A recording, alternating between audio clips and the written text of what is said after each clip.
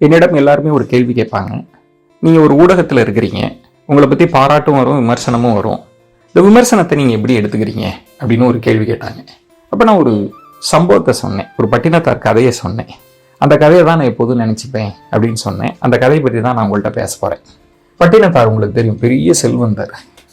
ஒரு கட்டத்தில் அவர் துறவு வாழ்க்கைக்கு போயிட்டார்.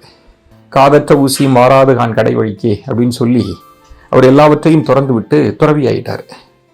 ஒரு நாள் அப்படி துறவியான பிறகு ஒரு நல்லா அறுவடை செஞ்ச ஒரு வயலில் போய் படுத்து கிடக்கிறார். நல்ல வெயில், கதிரெல்லாம் அறுத்த பிறகு அந்த வயல் எப்படி இருக்கும், அந்த நானெல்லாம் நீட்டிகிட்டு இருக்கும், கிள்ளிக்குது உடம்ப, ரத்தம்லாம் வழியுது.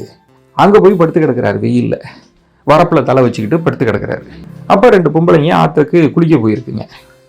அதில் ஒரு பொம்பளை சொன்னிச்சான், புதுசாக அந்த ஊருக்கு வந்திருக்கிற பொம்பளைகிட்ட, இங்கே பார்த்தியாடி இவர் எவ்வளோ பெரிய ஆள் தெரியுமா, எவ்வளோ பெரிய பணக்காரரு, ஆனால் எல்லாவற்றையும் திறந்து விட்டு இப்படி வயக்காட்டில் படுத்து கிடக்கிறாரு பாரு, இவர் தான் உண்மையான துறவி, இவர் தான் உண்மையான சாமியார் அப்படின்னு சொன்னிச்சான்.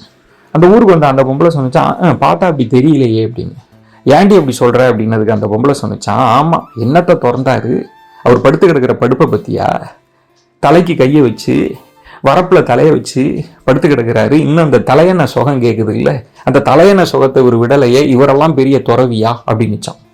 இதை கேட்டவுடன் பட்டினத்தாருக்கு திக்குன்னுச்சான். அட பாவமே, இதை நம்ம திறக்கலையோ அப்படின்னு சொல்லிட்டு அடுத்த நிமிடமே தலையிலேருந்து கையை எடுத்துட்டு வரப்பிலிருந்து அப்படியே தலையை எடுத்து வயக்காட்டிலே படுத்துட்டாராம். நடு வயல்லே போய் உருண்டு படுத்துக்கிட்டாராம். இந்த பொம்பளைங்க குளிச்சுட்டு திரும்ப வருதுங்க. வரப்ப அந்த பொம்பளை சொன்னிச்சான், அங்கே பார்த்தியாடி நீ சொன்னியே, இப்போ பாரு அதையும் திறந்துட்டு படுத்து கிடக்கிறாரு, இவர் தான் உண்மையான சாமியார் அப்படின்ச்சான். அதுக்கு அந்த பொம்பளை சொன்னிச்சான், இவரா உண்மையான சாமியார், அதெல்லாம் கிடையாது, ஏண்டி சொல்கிற அப்படின்னு. ஏங்கா 2 பொம்பளைங்க என்ன பேசிட்டு போகிறாங்கன்னு ஒட்டு கேட்டுக்கிட்டு அதுக்கு ஏற்ற மாதிரி தன்னுடைய செயலை மாற்றிக்கிறாரே, இவரெல்லாம் உண்மையான சாமியாரா துறவியா, அட போக்கா அப்படின்ட்டு போயிருச்சான். பட்டினத்தாருக்கு புரிந்து போச்சான்.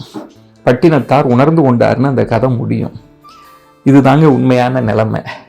வாழ்க்கையில் நம்ம எப்போதும் நம்பக்கூடியவர்கள்னு சிலர் இருப்பாங்க. உங்களை நம்புவாங்க எப்போதும். உங்களை நம்பவே கூடாது, நீங்கள் எது செஞ்சாலும் குத்தம்னு சொல்கிறவங்க சில பேர் இருக்கத்தான் செய்வார்கள். நீங்கள் அவங்கள திருத்தவே முடியாது, அவர்களை நீங்கள் நம்ப வைக்கவே முடியாது. அதனால் அவர்கள் விமர்சிப்பதையோ குற்றம் சாட்டுவதையோ தூக்கி எறிஞ்சிடணுங்க. நமக்கான மனிதர்களுக்கு நியாயம் செய்வதற்காகத்தான் நம்ம வாழ்க்கையை அமைச்சுக்கணும். இதையும் தாண்டி ஒரு விஷயம் சொல்கிறேங்க.